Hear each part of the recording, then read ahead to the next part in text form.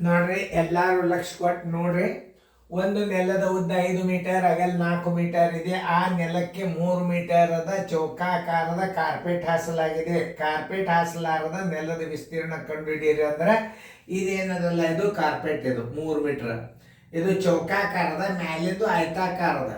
ಆಯತಾಕಾರದಾಗ ಚೌಕಾಕಾರನ್ನ ಕಳೆದ್ರೆ ಏನ್ ಬರ್ತದ, ಈ ಕಾರ್ಪೆಟ್ ಹಾಕಲಾರದ ನೆಲದ ವಿಸ್ತೀರ್ಣ, ಈ ಡಿಸೈನದ ವಿಸ್ತೀರ್ಣ ಬರ್ಬೇಕಾದ್ರೆ ಮೊದಲು ನೆಲದ ವಿಸ್ತೀರ್ಣ ತಕ್ಕೋರಿ, ಆಮೇಲೆ ಕಾರ್ಪೆಟದ ವಿಸ್ತೀರ್ಣ ತಕ್ಕೊಂಡು ನೆಲದ ವಿಸ್ತೀರ್ಣದಾಗ ಕಾರ್ಪೆಟದ ವಿಸ್ತೀರ್ಣ ಕಳೆದರೆ ಅಂದ್ರೆ ಹಾಸಲಾರದ ಜಾಗದ ವಿಸ್ತೀರ್ಣ ಬರ್ತದ. ಇಷ್ಟು ತಿಳಿಸಿ ಹೇಳಿ ನೀವು ಯಾರು ಮಾಡ್ತೀರಿ ಮಾಡಿ. ಓಕೆ, ಮಾಡೋದಾದಿಂದ ಹೇಳ್ರಿ, ನಾ ತಿಳಿಸ್ತೀನಿ. ವಿಡಿಯೋ ಆನ್ ಮಾಡಿ. ಈಗ ನೆಲದ ವಿಸ್ತೀರ್ಣ ದೊಡ್ಡದಿರ್ತದೆ ಯಾವಾಗಲಾದರೂ. ನೆಲದ ವಿಸ್ತೀರ್ಣ ಬರೋಬರಿ, ನೆಲದ ವಿಸ್ತೀರ್ಣ ಬರೋಬರಿ, ವಿಸ್ತೀರ್ಣ ಸೂತ್ರ ಗುರ್ತದಲ್ಲ, ಉದ್ದ ಗುಂಡ್ಲೆ ಆಗಲ್ಲ ಅಂದ್ರೆ 5 ಗುಂಡ್ಲೆ 4 ಬರೋಬರಿ 5 4 20 ಚದರ ಮೀಟರ್. ನೋಡಿ ಈಗ ಏನಿದು ನೆಲದ ವಿಸ್ತೀರ್ಣ ತಕ್ಕೊಂಡ್ರಿ. ಈಗ ಕಾರ್ಪೆಟದ ವಿಸ್ತೀರ್ಣ ಬರೋಬರಿ, ಕಾರ್ಪೆಟದ ವಿಸ್ತೀರ್ಣ ಬರೋಬರಿ, ಕಾರ್ಪೆಟದ ವಿಸ್ತೀರ್ಣ ಬರೋಬರಿ, ಕಾರ್ಪೆಟದ ವಿಸ್ತೀರ್ಣ ಚೌಕಾಕಾರದ, ಕಾರ್ಪೆಟದ ವಿಸ್ತೀರ್ಣ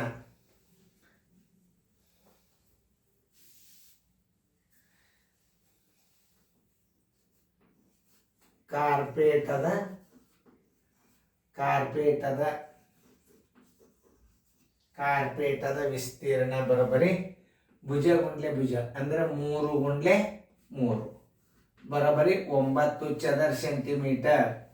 ನೋಡ್ರಿ 9 ಚದರ ಸೆಂಟಿಮೀಟರ್. ಈಗ ಏನ್ ಮಾಡ್ಬೇಕು, ನೆಲದ ವಿಸ್ತೀರ್ಣದ ಕಾರ್ಪೆಟದ ವಿಸ್ತೀರ್ಣ ಕಳೆದ್ರೆ ಏನ್ ಬರ್ತದ, ನೆಲದ ಹಾಸಲಾರದ ನೆಲದ ವಿಸ್ತೀರ್ಣ ಬರ್ತದ.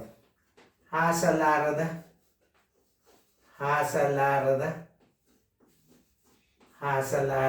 ನೆಲದ ವಿಸ್ತೀರ್ಣ ಬರೋಬರಿ, ನೆಲದ ವಿಸ್ತೀರ್ಣ ಬರೋಬರಿ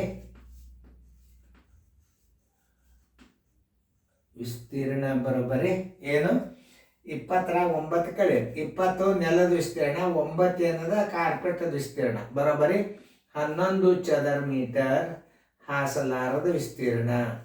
ನೋಡಿ 11 ಚದರ ಮೀಟರ್ ಹಾಸಲಾರದ ವಿಸ್ತೀರ್ಣ. ಆನ್ಸರ್ ತಿಳಿತಲ್ಲ.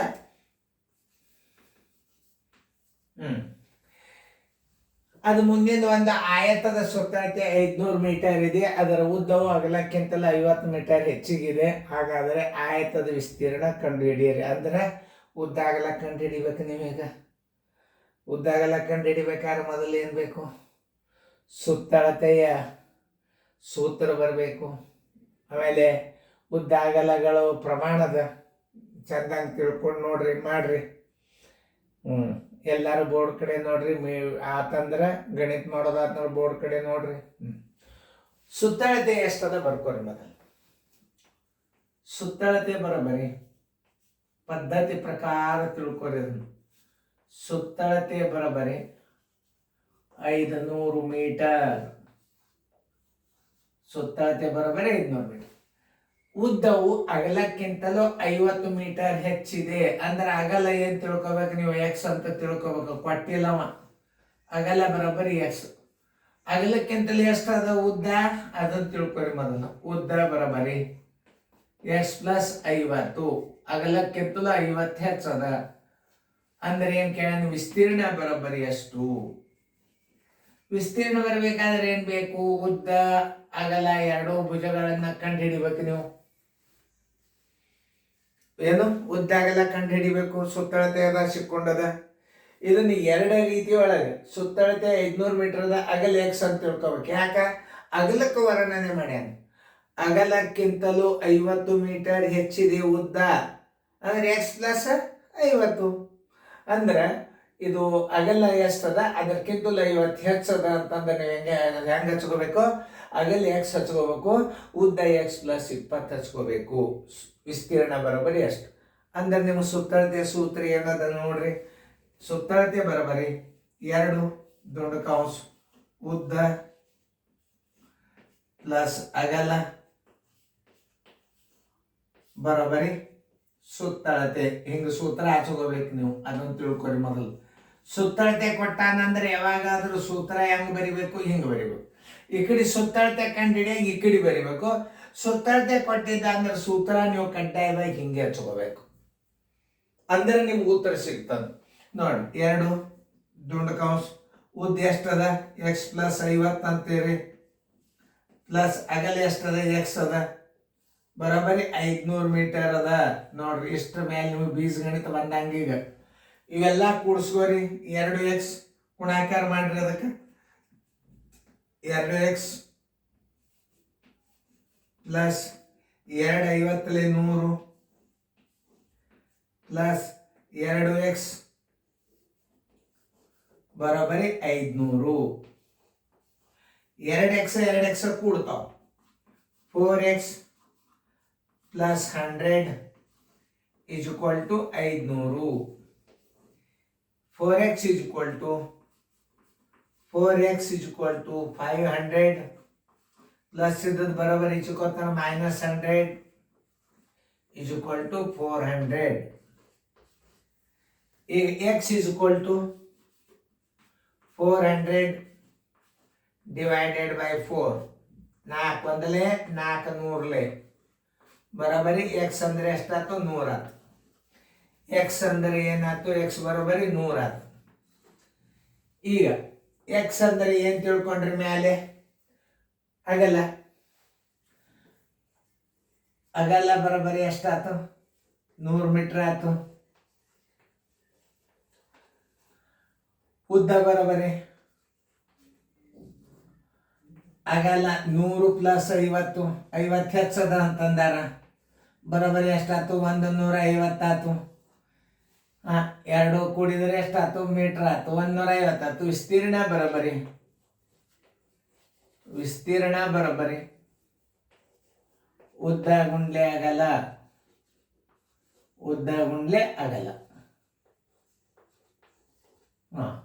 ಉದ್ದ ಎಷ್ಟದ, 150 ಅದ, ಅಗಲ 100 ಅದ. 15 ಒಂದ್ಲೆ 15, ಮುಂದೆ 3 ಪೂಜೆ ಚದರ metre. Answer is equal to 15,000 ಚದರ ಮೀಟರ್. 15,000 ಚದರ ಮೀಟರ್. ನೋಡ್, ಹಿಂಗೆ ತಿಳ್ಕೊಬೇಕು ಗಣಿತಗಳನ್ನು, ಸರಿಯಾಗಿ ಅರ್ಥ ಮಾಡ್ಕೋಬೇಕು ಗಣಿತಗಳನ್ನು. ಅಂದರೆ ನಿಮಗೆ ಏನಾಗ್ತದೆ, ಎಲ್ಲ ಲೆಕ್ಕಗಳು ಬರ್ತಾವ, ಸರಿಯಾಗಿ ಬರ್ತಾವ, ತಿಳ್ಕೊಂಡು ಬಿಡ್ರಿ. ಎಲ್ಲ ಸರಿಯಾಗಿ ನೀವು ಹೆಂಗಂದ್ರೆ ಒಂದು ಲೆಕ್ಕ ಸಹಿತ ತಪ್ಪಾಗಬಾರ್ದು. ನೋಡಿ, ಎಲ್ಲ ಸರಿಯಾಗಿ ತಿಳಿದಲ್ಲ ನಿಮಗೆ. ಸುತ್ತಳತೆ ಸೂತ್ರ ಹೆಂಗೆ ಹಚ್ಚೋದು ನೋಡ್ರಿ. ಇಲ್ಲೇ ನೋಡಿ, ಒಂದು ಆಯತಾಕಾರ ಸುತ್ತಳತೆ 500 ಮೀಟರ್ ಇದೆ. ಅದರ ಉದ್ದವು ಅಗಲಕ್ಕಿಂತಲೂ 50 ಮೀಟರ್ ಹೆಚ್ಚಿದೆ. ಹಾಗಾದ್ರೆ ಆಯತದ ವಿಸ್ತೀರ್ಣ ಕಂಡು ಹಿಡಿಯಿರಿ. ಸುತ್ತಳತೆ 500 ಮೀಟರ್, ಅಗಲ x ಅಂತ ತಿಳ್ಕೋಬೇಕು. ಉದ್ದ ಅಗಲ ಎಷ್ಟು ಬರ್ತದೆ ಅದ್ರಾಗ 50 ಕೂಡಿಸ್ರಿ, ವಿಸ್ತೀರ್ಣ ಬರೋಬ್ಬರಿ ಎಷ್ಟು. ಸುತ್ತಳತೆ ಸೂತ್ರ ಏನು, 2 ದುಂಡು ಕೌಂಸ ಉದ್ದ ಪ್ಲಸ್ ಅಗಲ ಬರೋಬ್ಬರಿ ಸುತ್ತಳತೆ ಕೊಟ್ಟಾನಂದ್ರೆ ಸೂತ್ರ ಈ ಟೈಪ್ ಹಚ್ಕೋಬೇಕು. ಈ ಕಡೆ ಸುತ್ತಳತೆ ಹಚ್ಕೋಬಾರ್ದು, ಉಲ್ಟಾ ಆಗ್ತದೆ, ಬರ್ತದೆ. 2 ದುಂಡು ಕೌಂಸ x + 50, ಇದು ಉದ್ದ, ಇದು ಅಗಲ. ನೋಡಿ, 2x ಪ್ಲಸ್ 250 100, 2x ಬರೋಬ್ಬರಿ 500. ಆಮೇಲೆ 4x ಪ್ಲಸ್ 100 ಬರೋಬ್ಬರಿ 500. 4x ಬರೋಬ್ಬರಿ 500 ಮೈನಸ್ 100 ಬರೋಬ್ಬರಿ 400. x ಬರೋಬ್ಬರಿ 4ರಲ್ಲಿ ಭಾಗಿಸ್ಬೇಕು. 4 100ಲೆ ಬರೋಬ್ಬರಿ 100, x ಬರೋಬ್ಬರಿ 100. ಅಗಲ ಬರೋಬ್ಬರಿ 100, ಉದ್ದ ಬರೋಬ್ಬರಿ 100 + 50 150. ವಿಸ್ತೀರ್ಣ ಬರೋಬ್ಬರಿ ಉದ್ದ ಗುಂಡ್ಲೆ ಅಗಲ ಬರೋಬ್ಬರಿ 150 ಗುಂಡ್ಲೆ 100 ಎಷ್ಟಾಯ್ತು, 15 ಒಂದ್ಲೆ 15, 15,000 ಚದರ ಮೀಟರ್. ತಿಳಿತಲ್ಲ ನಿಮಗೆ? ನೋಡ್ರಿ, ಇನ್ನೊಂದು ಇದನ್ನ ಶಾರ್ಟ್ಕಟ್ನಾಗ ಹೆಂಗೆ ಮಾಡೋದು ಅನ್ನೋದು ತೋರಿಸ್ತೀನಿ. ನವದೈತೆ ರೀ, ನೋಡ್ರಿ, ಎಲ್ಲಾರು ಲಕ್ಷ್ಯ ಕೊಟ್ಟು ನೋಡ್ರಿ. ಎಲ್ಲಾರು ಲಕ್ಷ್ಯ ಕೊಟ್ಟು ನೋಡ್ರಿ. ಒಟ್ಟು ಸುತ್ತಳತೆ ಎಷ್ಟದ, 500ಕ್ಕೆ ನೀವು 2 ಹೆಚ್ಚಳತೆಯನ್ನು ಕಳೆದು ಬಿಡ್ಬೇಕು. ಅಂದ್ರೆ 1 ಹೆಚ್ಚು ಅಂದ್ರೆ 2 ಭುಜ ಇರ್ತಾವ. 2 ಭುಜ ಇತ್ತಂದ್ರೆ ಇದನ್ನ 50 ಇದ್ದದ್ದನ್ನು 100 ಕಳಿಬೇಕು. 100 ಕಳಿದ್ರಾಗ ಏನಾಯ್ತು, 400 ಆಯ್ತು. ಇದು 4 ಬಾವುಗಳ ಮತ್ತ ಬರ್ತದೆ. ಇದು 4 ಭುಜಗಳ ಮತ್ತ ಬರ್ತದೆ. ಇದು ಬರೀ ಹೆಚ್ಚಳ ಕಳೆದು ಬಿಟ್ರೆ ಏನ್ ಬರ್ತದ? 4 ಭುಜಗಳ ಮತ್ತ ಬರ್ತದೆ. ಇದನ್ನ 4ರ್ಲೆ ಬಾಯಿಸಿ ಬಿಡ್ರಿ. ನೋಡಿ 4 ಒಂದಲೇ 4 ನೂರ್ಲೆ ಬರೋಬರಿ ಏನಾಯ್ತು? 100 ಬಂತು. ಏನ್ ಮಾಡ್ಬೇಕು? ಹೆಚ್ಚಳ 2ರಷ್ಟು. ಯಾಕಂದ್ರೆ 2 ಉದ್ದ 2 ಅಗಲ ಇರ್ತದ. ನೋಡ್ರಿ ಈ 100 50 ಕೂಡ್ಸ್ರಿ 150 ಆತ. ನೋಡ್ರಿ ಅತಿ ಶಾರ್ಟ್ ಮೆಥಡ್ ಇದು. ನೋಡ್ರಿ ನಾ ಹೆಂಗೆ ತಿಳಿಸ್ತೇನೆ ನೋಡ್ರಿ. ಮೊದಲು 500 2 ಉದ್ದ 2 ಅಗಲಗಳ ಮೊತ್ತ ಏನು? ಸುತ್ತಳತೆ. 2 ಉದ್ದ 2 ಅಗಲಗಳ ಮೊತ್ತ ಸುತ್ತಳತೆ. 2 ಹೆಚ್ಚಳಗಳನ್ನು ಕಳೆದು ಬಿಟ್ರೆ 4 ಬಾವುಗಳು ಸಮನಾಗಿ ಬರ್ತಾವ. ಅಂದ್ರೆ 2 ಹೆಚ್ಚಳ ಅಂದ್ರೆ 50 ಹೆಚ್ಚದ ಅಂದ್ರೆ 2 50ಗಳು ಕಳೆದು ಬಿಟ್ರೆ ಏನಾಯ್ತು? 4 ಬಾವುಗಳ ಅಳತೆ ಏನಾಯ್ತು? 400 ಆಯ್ತು. ಒಂದು ಬಾವುದ ಅಳತೆ ತಕೋಬೇಕು. ಒಂದು ಬಾವುದ ಅಳತೆನೆ ಅಗಲ ಇರ್ತದೆ. ಅದು ಪಕ್ಕ ನೆನ್ಪಿಟ್ಕೋಬೇಕು ನೀವು. ಒಂದು ಬಾವುದ ಅಳತೆ ಏನು? ಹೆಚ್ಚಳವನ್ನು 2ರಷ್ಟು ಹೆಚ್ಚಳವನ್ನು ಕಡಿಬೇಕು ನೀವು. ಯಾಕಂದ್ರೆ 2 ಉದ್ದ 2 ಅಗಲಗಳು 2 ಉದ್ದಗಳ ಹೆಚ್ಚಳತೆಯನ್ನು ಕಳೆದ್ರೆ 100 ಆಯ್ತು. 400 ಆಯ್ತು. 4 ಬಾವುಗಳ ಮತ್ತ 400 ಆಯ್ತು. ಒಂದು ಬಾಹುವಿನ ಮತ್ತ 100 ಆಯ್ತು. ಅದೇ ಅಗಲ. ಉದ್ದ ಎಷ್ಟಾಯ್ತು? 150 ಆಯ್ತು. ಅಗಲ 100 ಆಯ್ತು. ಬರೋಬರಿ 15,000 ಚದರ ಮೀಟರ್. ಬಾಯಲ್ಲಿ ಉತ್ತರ ಮಾಡಬಹುದು ನೀವು. ನೋಡಿ ಶಾರ್ಟ್ ಮೇಡಮ್ ನಾವು ಅದು ಎಂಟಿ ಥೇರಿ. ಇದು ಯಾವಾಗ ಬರ್ತಾವಂದ್ರೆ ನಿಮಗೆ ಗಣಿತ ಮಾಡಿ ಮಾಡಿ ಮಾಡಿ ಮಾಡಿ ಪ್ರಾಕ್ಟೀಸ್ ಆಗ್ತದಲ್ಲ, ನಿಮಗೆ ಬಂದ್ಬಿಡ್ತಾವ ಗಣಿತ. ಇವು ಗಣಿತಗಳು ಡೆಫಿನೆಟ್ ತಿಳ್ಕೊರಿ ನೀವು. ಇವು ಗ್ಯಾರಂಟಿ ಪರೀಕ್ಷೆಗೆ ಬೀಳ್ತಕ್ಕಂಥ ಗಣಿತಗಳು. ಮತ್ತು ಇನ್ನೊಂದು, ಈ ವಿಡಿಯೋಗಳು ಅಭ್ಯಾಸ ಮಾಡಿಬಿಟ್ರಿ ಅಂದ್ರೆ ನೀವು 9th ತನಕ ನಿಮಗೆ ಅಭ್ಯಾಸಗಳು ಹೆಂಗೆ ಅಂದ್ರೆ ಬೆಣ್ಣೆಯನ್ನು ಕೂದಲು ಬಂದವ್ರ ಗತೆ ಬಂದ್ಬಿಡ್ತಾವೆ ಗಣಿತಗಳು. ಸರ್ ನಮಗೆ ಕಲಿಸಿದ್ರು. ಇದು ನೋಡ್ರಿ ಇಂಥ ಗಣಿತಗಳು 4ನೇತೆ ಪಾಸ್ ಆದ ಹುಡುಗರು 5ನೇತೆದ್ದು ಅವಾಗ 87ರಾಗ ಮಾಡ್ತಿದ್ದು ಹುಡುಗರು. 87, 88, 2000 ತನಕ ಸ್ಟ್ಯಾಂಡರ್ಡ್ ಎಜುಕೇಶನ್ ಇತ್ತು. ಇಂಥ ಗಣಿತಗಳನ್ನೇ ವಿದ್ಯಾರ್ಥಿಗಳು ಪಾಸ್ ಆಗಿ ಹೋಗ್ಯಾರ. ಅವರೆಲ್ಲ ದೊಡ್ಡ ದೊಡ್ಡ ಅಧಿಕಾರಿಗಳಯ್ಯೋ. ಈಗ 7ನೇತೆಕ 120 ಭಾಗಿಲೆ 4 ಬಂದವು. ನಾನೇ ಕಣ್ಣಾರೆ ನೋಡಿ ಟೆಕ್ಸ್ಟ್ ಬುಕ್ದಾಗ ಗಣಿತವು. 7ನೇ ವರ್ಗದ ವಿದ್ಯಾರ್ಥಿಗಳಿಗೆ 120 ಬಾಯಿಲೆ 4 ಕೊಟ್ಟಾಗ ಈ ಲೆಕ್ಕ ಮಾಡೋ ಹುಡುಗರು ಆ ಲೆಕ್ಕ ಕೊಟ್ರೆ ಎದಕ್ಕೆ ಹತ್ತದ ನಿಮಗೆ? ಅದಕ್ಕೆ ನಾವು ಬಿರಿಯನ್ನು ಅಭ್ಯಾಸ ಕಲಿಬೇಕು. ಅಂದ್ರೆ ನಮ್ಗೆ ಶಾಣೆತನ ಜಾಸ್ತಿ ಇತ್ತು ಅಂದ್ರೆ ಬೇಕಾದಂಥ ಕ್ವಶನ್ ಪೇಪರನ್ನು ಈಜಿಯಾಗಿ ಪಾಸ್ ಆಗ್ಬೋದು. ತಿಳಿದಲ್ಲ ಇದು ನಿಮಗೆ? ನೋಡಿ ಸುತ್ತಳತೆದೊಳಗೆ ಯಾವಾಗಲಾದರೂ 2 ಉದ್ದಳತೆ ಹೆಚ್ಚಿಗೆ ಆಗಿದ್ದು ಏನು? ಉದ್ದ ಹೆಚ್ಚಿರ್ತದೆ ಯಾವಾಗಲಾದರೂ. ಕಾಮನ್ ಆಗಿ ಉದ್ದ ಹೆಚ್ಚಿರ್ತದೆ.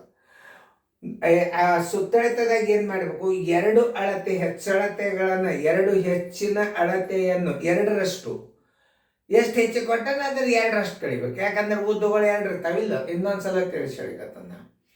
ಆ 2 ಉದ್ದಗಳ ಎಷ್ಟು ಹೆಚ್ಚಾಗಿ ಕಳೆದ್ರಿ ಅಂದ್ರೆ 4 ಬಾವುಗಳು ಸಮನಾಗಿ ಬರ್ತಾವ. ಏನ್ ಬರ್ತಾವ? 4 ಬಾವುಗಳ ಸುತ್ತಳತೆ ಬರ್ತಾವ.